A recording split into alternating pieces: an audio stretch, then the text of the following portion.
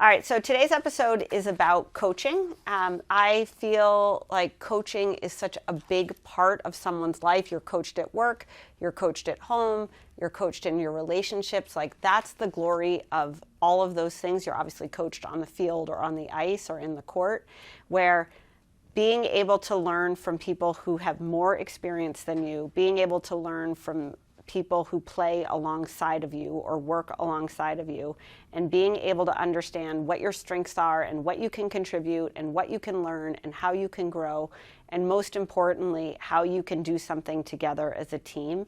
I think that's one of the most rewarding things in life. So this is the On Coaching episode. We're going to talk to John Bacon, who wrote a book called Let Them Lead, Lessons from the Worst Hockey Team in America. And here's that conversation. All right. Well, thank you for doing this. We're so appreciative. You ready to jump in? I'm ready to jump in. Thank you. Okay. Love your book. Love your story. I was reading, there was a profile on you in the New York Times maybe like a month ago or 3 weeks ago, and I loved it. I loved it. And that's how then we went hunting for you, because we were like, ooh, we gotta talk to this guy, John Bacon. But hopefully I was not that hard to find. No, you weren't. It was great. But what I really love is, so you've written a book called Let Them Lead. You're talking about the lessons from the worst hockey team in America and how those lessons can be used in life. They can be used in work. This is a podcast that is in large part about life at work. And what I loved about your story was not just like the lessons from losing, but also the way that you developed character in people and the way that you delegated leadership to others and the impact that can have. So let's just start from your vantage point. Like, can you give a quick synopsis of your story and, the biggest things you've learned or you're imparting in the book? Well, sure. First of all, thanks, Erika, for being here. It's a cool podcast. I'm a Barstool's regular naturally, but thanks for reading the book and getting those lessons out of it. Those are kind of the main lessons. One is that big mistake currently being made in leadership. The current leaders are so afraid of alienating the Generation Z and the millennials and so on that what do you got? You got casual Fridays and Taco Tuesdays and kombucha machines and beanbag chairs, and it's all cool. It's all well and good, but the train's got to leave on time. So the more successful ones I've found are the ones who raise the bar, not lower it. As my mentor, Al Clark at Culver Academies, who sent a few players to Colby over the years, men and women, what he said is that the easiest way to make it special is to make it hard, which seems utterly paradoxical, but it's true. Look in your bio. You beat out 70 men for the spot running Barstool Sports. Why is that cool for you? Because it's hard, because very few can do it. That's why you appreciate it. So that's how it happens. Navy SEALs, the same thing. They take 1 out of 6. They take 6% of their applicants, and the Peace Corps 1 out of 6. So the first thing we did was raise the bar, not lower it, even though we're the worst team in America. It's kind of crazy. And then as fast as I could, I put the players in charge of as many things as I possibly could. Stretching and counting was the first thing. We were bad at it, but we kept at it until we got it right. And finally, the players started taking over just as Al Clark, my mentor, said they would. The idea is that if they know that they had to do some hard things that not everybody would be willing to do just to make the team, that after that, they start enforcing the culture themselves. And the great line comes from John Cooper, the Tampa Bay Lightning, of course, 2-time Stanley Cup champion, might win a third this year, I hope he does. He was coaching Lansing Catholic Central. At the same time, I was coaching Ann Arbor Huron. So somehow, Erika, our career paths seem to diverge. Yeah, he's busy slightly today and I'm not. Yeah, that man's coaching hockey today and I'm not. That's all right. That's all right. It all worked out fine. But his great line was that on bad teams, nobody leads. On good teams, coaches lead. And on great teams, everybody leads. And that's what you're trying to build at Barstool Sports, what you've been building from 12 employees to 300 employees. Yeah. You can't manage them all directly every day. You can't. They have to know how to manage themselves. I really loved it. I think so I had a couple thoughts about it. One is that River Rats is a terrible mascot name. Like, why did they call it that? I don't get it. That sounds like a derogatory phrase. Hit me with that. Erika, your vibe was dead on. That started in 1966 when Ann Arbor High School became two high schools. Ann Arbor Pioneer, that's where Ken Burns, Jim Harbaugh, Bob Seger, Jack Lausma, who walked on the moon, they all went there. Okay. And then Ann Arbor Huron opens. We're the other school. Yep. And our most famous alum is James Lights Out Tony, the middleweight champion. So we're a different world, Yep. clearly. So they called us sewer rats at first. And being the late 60s, being hippies, I guess, they took that as their own and became river rats. Good for them. I guess so. But Good hey, for we're them. the one and only. And frankly, for this kind of book, if you're going to Hollywood with this thing, that mascot could not be better. Yeah, perfect. Mighty Duck. For There you central go. casting, they love this. They love Exactly. this. But what I really liked, what I liked about you, John, is that, I liked the small things that you did. And I think that one of the things that's hard in a business and hard in a team is to really only focus on the things that matter. So, I was first really struck by the fact that making something hard is what makes it great. Like we talk a lot at Barstool about how hard it is to work here, that like this is not for everybody. And it is hard. It sucks. It's long hours. You don't make a lot of money. You're like grinding your teeth on video edits. You're like slogging it out in the trenches of sales. But being hard makes it great. And there's a pride that comes with hard work that I think is intangible. And I loved how you encapsulated that. I thought the second thing that was so interesting was getting other people to lead for you. Like I loved I think sorry, just to ramble for a second, which is in one part of the book, you mentioned how, your first season, you were like, hey, everybody, you got to write an essay to come on the team. Like, send me your essay. Tell me your feelings. Who are you? Whatever. And they seemed to be like, fuck off, coach. Like, we're not going to give you that. And you said that, like, less than half submitted it. And I think most leaders... 3 out of 15. 3 out of 15. Okay. So not good. Not great. So 3 out of 15 submit it. And I think most managers give up at that point. Like I think most managers are like, it didn't work. And you really stuck with it. And I think that is for people who want to lead, whether it's a hockey team, whether it's a marketing team, whether it's a division of a business or a family and kids, like you can't give up at the first response, which is mediocre. Exactly right, and that's kind of the difference, really. I mean, it takes a former college hockey player like you, of course, now a CEO, to pull all this out, but you've nailed it. The first time we're in the backyard for Mike Henry, our captain, who's now running USA Hockey in part in Michigan. Simple assignment, as you said, show up with it. 3 out of 15 brought it in. So after introducing myself, getting to know them, and all this stuff, I ripped them. And I said, this is the problem. This is why we are 0, 22, and 3. Because we came to a simple assignment like this. Any questions? Did you call me? My phone number's on there.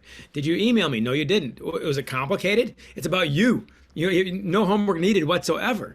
All right? And why am I doing this? To help me coach you better. This benefits you, not me.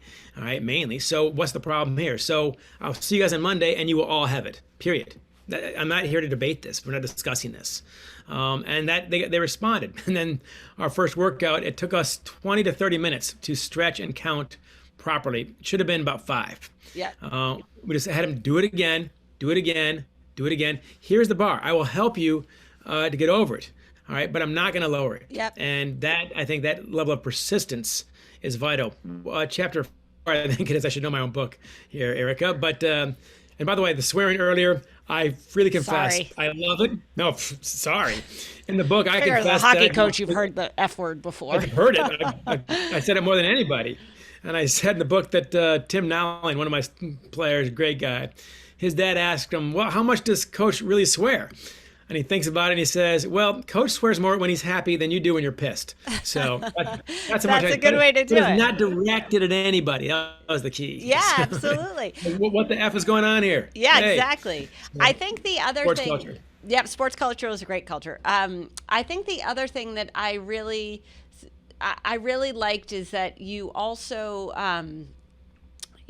set it inviolatable rules. I don't even know if that's a word, but there were the last person, which I was very interesting, the last person to show up at winter practice didn't play in the next game. Like, that would be enough as a student athlete for me. Like, I would have been like 2 hours early. Like, I would want to play so bad. And then I was thinking, like, administratively, like, what happens if, like, the last guy's the best guy? But you also created a social norm, which I think people can do in their teams of, like, I'll give you an example. In business, when you have a big meeting, everybody Right. just sits on their laptop and does their email while other people are talking in the meeting. I think that's so fucking rude. I hate when people do that. It drives me nuts. I think it's so disrespectful.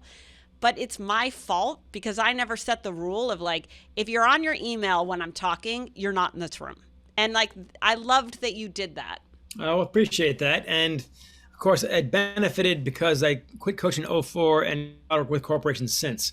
So I kind of knew what they're facing, the stuff you see every day. Unfinished thought from before is chapter 4, be patient with results, but impatient with behaviors. So that's where the county instruction, we'll do it again, do it again, do it again. We get our butts handed to us 13-2 by a hotshot Trenton, 14 state titles. Okay, we worked hard, we support our teammates, I'm good. So you have to, there's your bluff. And likewise, when the star player is the one 5 minutes late for the bus, you take the L. Yeah. You leave that guy in the parking lot, you take the L, and you hope, Erika, like hell, that it's November and not March when we're in the tournament. Yeah. So if it happens in November, okay, we take the L, but you know what? No one's gonna be late from now on. Because if I left our star in the parking lot, I'll sure as hell leave you. Yeah, that's So don't right. think twice about that. So Yeah. that's big. Yeah. Then as far as the laptop goes, I also teach at the University of Michigan. And I realized around 08, 09, you can't do it. Cell phones, laptops, they don't work because everyone's on something. So the rule in my class is no laptops, no cell phones, and no hats. Because I have got Red Berenson and in the old days, Bo Schembechler and Carol Hutchins coming down, and they won't talk to you like that. So you stick to it on that front. I've had 2,000 students, about 4,000 papers, 5 late papers in 15 years. That's and great. 4 of them are within 4 minutes. I don't care. They can do it. They Yeah. can do it. Yep, that's great. I also really thought that, one of the things I want to talk about lowering the bar versus raising or holding the bar.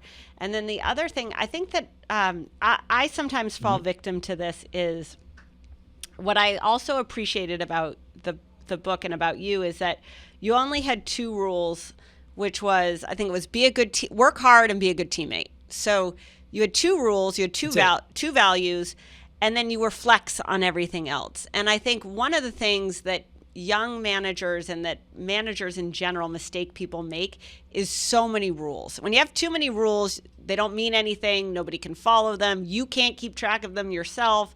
So, I think the process of refinement is really important. And I think that seems to be a key part of your success and a key part of people's success. Thank you. And by the way, you're batting 1,000 with me. So the next question I would just have for you is, so why do you think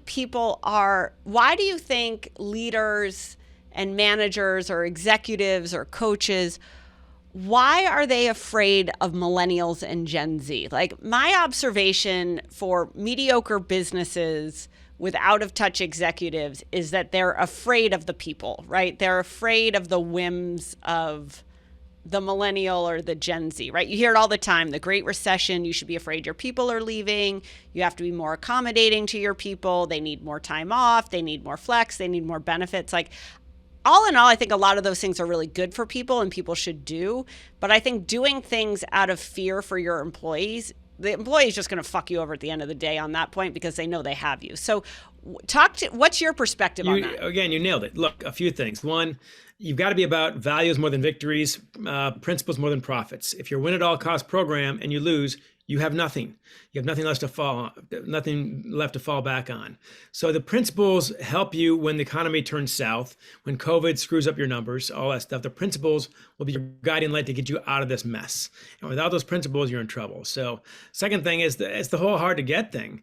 Look, I mean, as in life, as in junior high school dating, as in anything, if you're so afraid of being alone at the prom, you'll go out with anybody. Well, then that gets around. You don't want that. So the Navy SEALs, guess what? It's not for everybody. That's the point. All right. The Peace Corps is not for everybody. That's the point. I was never afraid afraid of them not showing up. And not one player quit our brutal workouts. They're voluntary off season. This is the worst team in America. This is not the Navy SEALs, right? When the bar was raised and we had a mission for them, my generation was pay and prestige and power. This generation is a sense of belonging, a sense of purpose, a sense of mission. If you give those things, then they're going to get inspired. So that's one thing there. The next thing on the fear thing, I've never seen, and I wrote about this in the book, I've never seen any great leader who was afraid of being fired. Now, on some level I was, any sane person would be. But if you're afraid of being fired, more than being afraid of not doing the job you want to do, then both are going to happen. You're going to suck and you're going to get fired. Mm-hmm. So you might as well die on your sword, man. You might as well, these are my principles and I'm willing to die for this.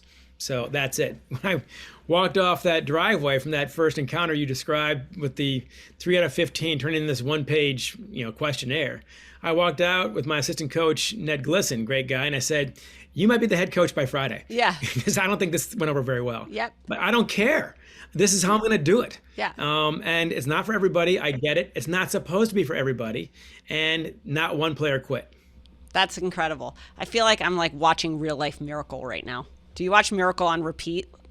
I love Miracle. Like the again scene. Oh my God. It's like I cry so hard at that That's movie. what he did. Look, hey, Erika, I can't lie to you. Herb and I were good friends. He's in the book, of course, a few times. Yep. He and I were doing a book, Herb Brooks, that is, who died in 2003, shortly after the movie was finished. We talked a lot during that time, but no, I stole from a lot of masters, no question. Yeah, that's amazing. What's your advice? So one of the things we just talked about on this show is there's something called the control responsibility matrix, which looks at leadership. So in the top right quadrant, you've got the perfect leader, you've got a leader. On the bottom quadrant, you have the whiner. Then you've got the victim, and then you've got the martyr. The martyr's very empathetic, but doesn't take control. The leader takes control and accountability. The whiner just bitches all the time, and the victim is the vast majority. How do you see that for teammates? Like when you think about people, how does everyone move themselves into the leadership box? And I think one of the biggest misnomers of leadership is like, one, you don't have to be the best player to be a leader. I wasn't the best player, but I was always a great leader. Two is being a leader doesn't necessarily mean in the business sense like managing other people. It's setting an example, it's holding a bar, it's raising a bar, all those phrases. But what's your advice to young people who are trying to find fulfillment, who want the sense of belonging? I think they also still want power. I don't know that they want power, but I do think they want prestige, and I think they want money. How do they move themselves into that leadership box, out of the whiner box, out of the victim box? Well, first of all, the hierarchy, which I wrote down, I've seen it elsewhere. I agree with that. I see it all the time. I'm sure that's how we started as well. And maybe heavy on the, victim whiner side, because they're 0, 22, and 3, and they didn't get along with a coach. And by that time you got a million excuses. So there you go. But a few things. One is that one of our phrases in our team is, and our leading scorer was our captain 1 out of 4 years. Very rarely was there. You pick your captain to lead. You pick your sales manager to manage sales, not to be a salesperson, to manage salespeople. Those are not the same jobs. Michael Jordan would have made a crappy coach, and Wayne Gretzky and all the rest. These guys don't end up Magic Johnson. They don't end up being great coaches because they've got different skill set, and that's fine. All right, but I want a leader to lead. So one of our phrases on our team was, you don't need a C on your jersey to be a leader around here. In fact, our joke was, leading by example is clearly important. You have to do it. And I know you do. I've read about you, young lady, so got that going for you. But if you don't lead by example, you're a hypocrite. They're not going to follow you, and they shouldn't follow you. But that's not nearly enough. That's getting towards the martyr category, basically. Our joke in our team was, we had a name for those who lead by example. They're called sophomores, because all that means is you know your job and you can do your job. Congratulations. You got a jersey, you got a stall in our locker room, you got a place on our bus. That's all you get. That means you're on the damn team. All right. And if you lead by example at Barstool, I hope you get a paycheck. I hope you get a parking spot. I hope you get a cubicle. But that's all you get. All right. That means you have a job. All right. You know your job. You can do your job. As a junior, you know your job. You can do your job. You know everyone else's job too. And as a senior, you know your job. You can do your job. You know everyone else's job too, and you help them do their jobs better. Whether I ask you to or not, you have that authority. You're anointed by me. You're a senior. You sit wherever you want on the bus. You have all kinds of status with that. Whether you're a great player or not, I don't care. All right, you answer to the senior class. And when you get that going, now it's an internal thing. If it's me versus 25 guys, I lose. All right, it's got to be all of us leading together. That's awesome. John, thank you so much for joining us. If anyone here knows how to read and actually still reads books, I'm a big advocate for books. John has written a book called Let Them Lead. His last name is Bacon. His middle name is Underhill. And you can find it wherever books are sold. John, any last parting thoughts for us? Keep the faith. This should be fun. It should be inspiring, and it should be more than a paycheck. And if you do it, I think, the right way, and I've got strong views on that, of course. The guys in the book, I quit coaching 17 years ago. I go to their weddings. They come to my barbecue every summer. It was not about the hockey. And as corny as it sounds, Erika, there's got to be some love in there somewhere.